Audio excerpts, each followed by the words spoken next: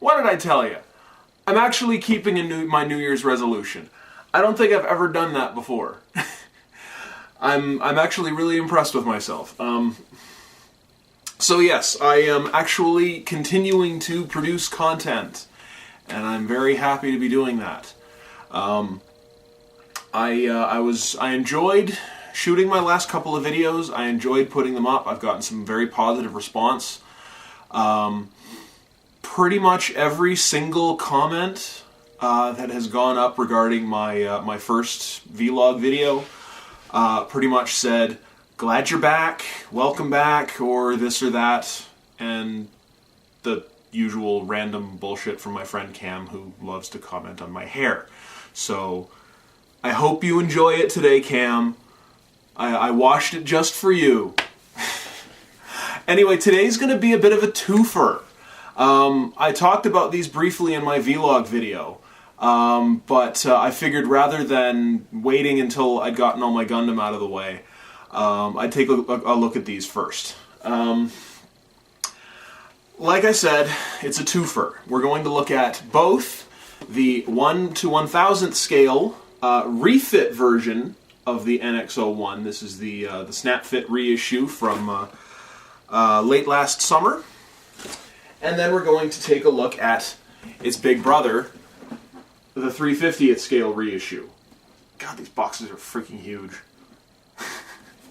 I haven't even looked in the box for these yet.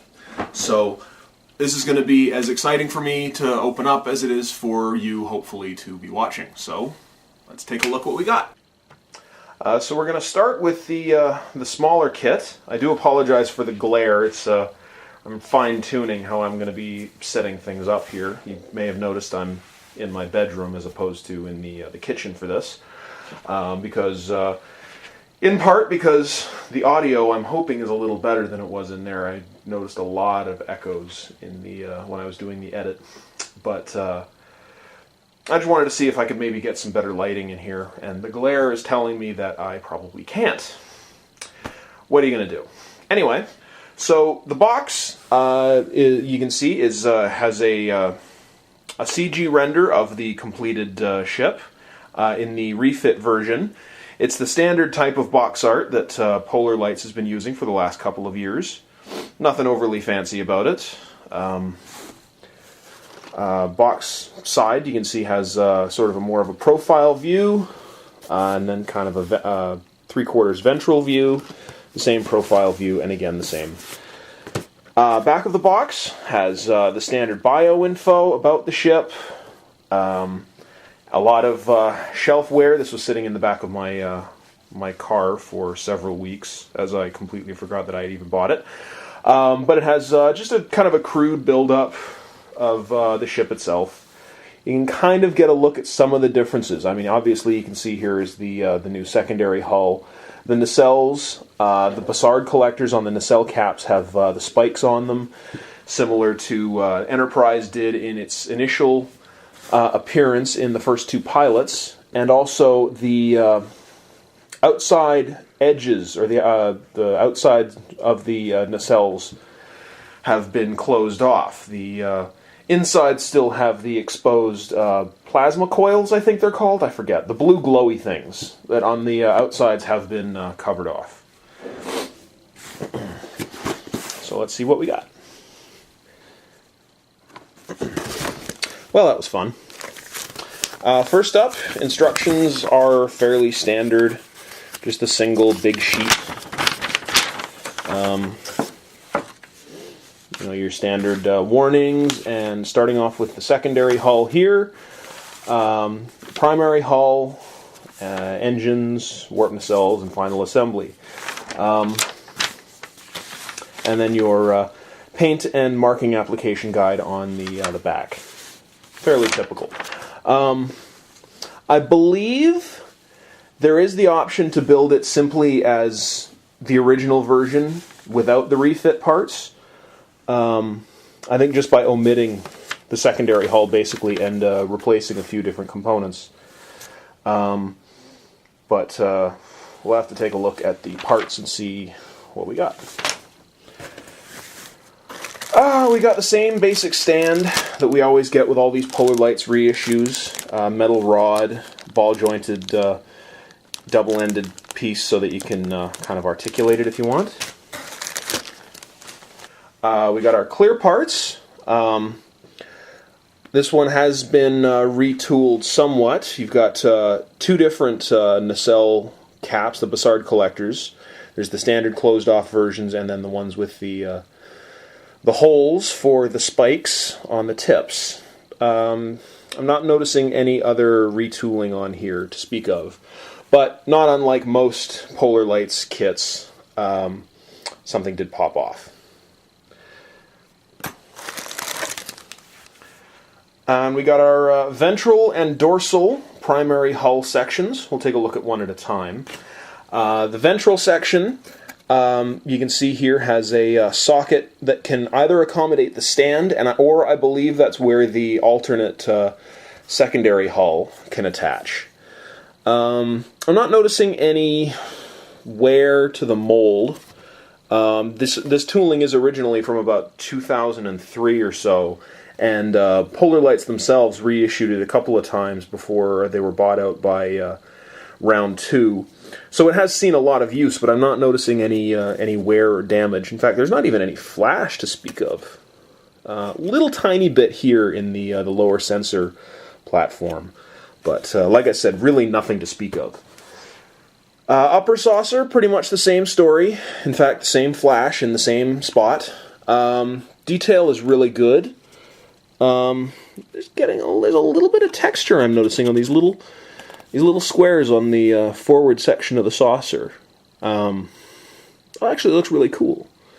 It's intentional texturing. I mean, it's not like it's wear to the mold or anything. Just kind of a very slight ridged kind of texture. It's kind of neat. Nothing else really to speak of about the primary hull. In here, though, is where in the standard version, either there's like a pod that fits in here, or in the refit version, the secondary hull fits and attaches right here. I'm not sure if that was originally molded separately on the original version of this kit. It's been too long since I've built one, but I wouldn't be surprised if that was actually a retool for this reissue.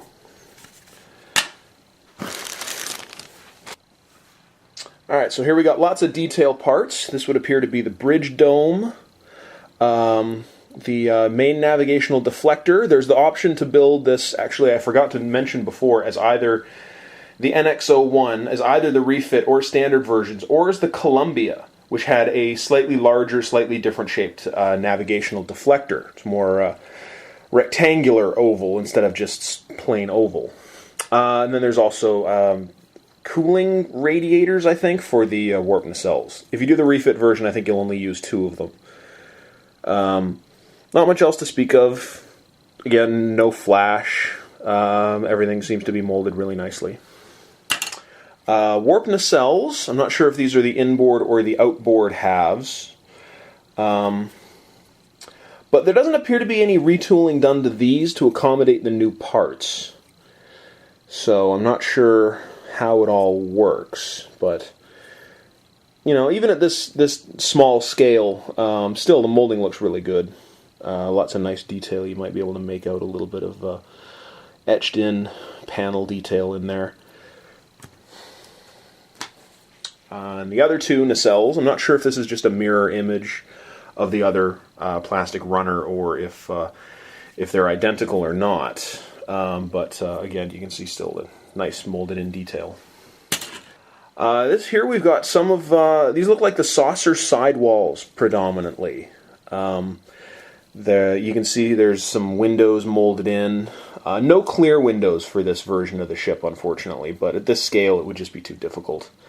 This I think would be the rear airlock on the aft section of the saucer. Actually some pretty good molded detail on the side of these parts. I don't know if you can quite make that out. Maybe we can get a better focus. There we go. A couple more sidewall pieces that fell off in package.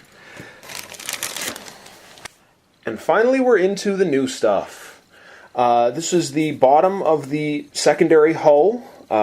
This would be the connecting part between the that engine pod. I'm really not sure what it does on the main part of the ship. I actually think it might attach to this somehow. I'm not really sure how it works.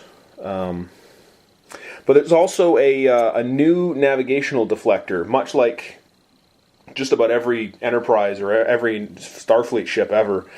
It has that has a secondary hull. There's a deflector dish on the secondary hull. I'm not sure why they would need two, but I guess the saucer-mounted one is now a backup. And then this is the upper... I always get port and starboard mixed up. The upper left side, we'll just say, of the new secondary hull. And you can see here's a spot where it seems this docks into it. So it looks pretty interesting. The molding on this is all brand new. The detail looks a little bit softer than the old kit. Not quite as much etched in panel detail, which is a little bit disappointing. But there's some nice windows in here, and even an airlock you can see right there. Finally, the last new runner has the other side of the new secondary hull. New wing parts to attach to the nacelles. The housing for the new deflector. And this is the upper part of that weird pod that I can't identify. And then these are the new outboard panels for the warp nacelles. And these, I'm not sure what they are. Again, like I said, the panel detail looks a little bit softer, especially on here, like in comparison to the rest of the kit's parts. Like this wing connects from the new secondary hull to the existing wing pylons, and they just don't look quite as good. And I don't know. I guess I can't be too surprised. It's a quick retool of a previously released kit that probably won't see a huge amount of production. But overall, it's a nice looking kit, and I think it'll make a nice quick, easy build.